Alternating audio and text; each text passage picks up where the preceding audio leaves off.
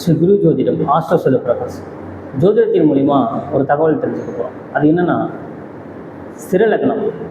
சிறலக்கணத்துக்கு எப்படி பயன்படுத்தலாம், சிறலக்கணத்துக்கு யார் பாதகத்தை செய்யக்கூடியவங்க அப்படின்னு தெரிஞ்சுக்கலாம். ஒரு சிறலக்கணக்காரங்க நிலையான முடிவு எடுக்கக்கூடியவராக இருப்பாங்க. அந்த நிலையான முடிவு தனக்கு சாதகமான சூழலை உருவாக்கக்கூடிய அமைப்பாக இருக்கும். அந்த சாதகமான சூழ்நிலை மூலிமா தனக்கு கிடைக்க வேண்டிய அதிகாரத்தையும் பதவியையும் புகழ் அங்கீகாரத்திலையும் பெறக்கூடியவராக இருப்பார். வேகமாக முடிவெடுக்கக்கூடிய தன்மையிலிருந்து விலகி போயிருப்பார். அதிகாரத்தை சீக்கிரமாக கைப்பற்றக்கூடிய அமைப்பை உருவாக்கியிருப்பார்.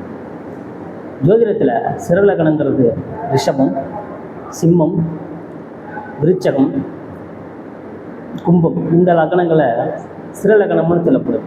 இந்த சிறலக்கணக்காரங்களுக்கு 9ஆம் அதிபதியாக வரக்கூடியவங்க பாதகத்தை செய்யக்கூடியவங்க இருப்பார்.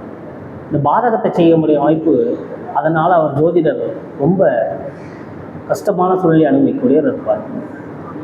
இந்த சிறலக்கணக்காரங்களுக்கு தந்தையோட அனுபவம் கிடைக்கப்படுறதுல ரொம்ப தாமதமாக இருக்கும். கோவில் சார்ந்த விஷயங்களில், குளங்கள் சார்ந்த விஷயங்களில் முக்கியமாக பங்கு கொள்வதில் ரொம்ப தடை தாமதங்களை உருவாக்கி கொடுக்குது. அந்த திசாபுத்தி காலங்களில் அது ரொம்ப பிரகாசமாக வெளிப்படுத்தக்கூடிய தன்மையாக இருக்கும். இவர் லக்ன செவ்வர்களாகவே இருந்ததாலும் கூட அந்த திசாபுத்தி காலங்களில் கெடுதல் பலன் அணிவிக்கக்கூடிய தன்மையை உருவாக்கி கோவில் போகிறோம், அதில் திருப்தி இல்லாத மனநிலை.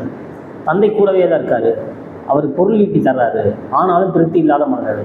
அவர் கூட வாக்குவாதமாக இருக்குது, பிரச்சனைகள் செய்யக்கூடிய அமைப்பாக இருக்குது அப்படின்னு தந்தை சார்ந்த பிரச்சனைகளை அனுபவிக்கக்கூடிய நபராக இருப்பார். ஒரு அறக்கட்டளை நடத்துகிறோம், அந்த அறக்கட்டளையின் மூலிமா சில சட்டச்சிக்கல்கள் அனுபவிக்கக்கூடிய சூழலை உருவாக்கி கொடுப்பார். இப்படி எல்லா வகையிலையும் இந்த பாதகமான அமைப்பை உருவாக்கி கொடுவார்.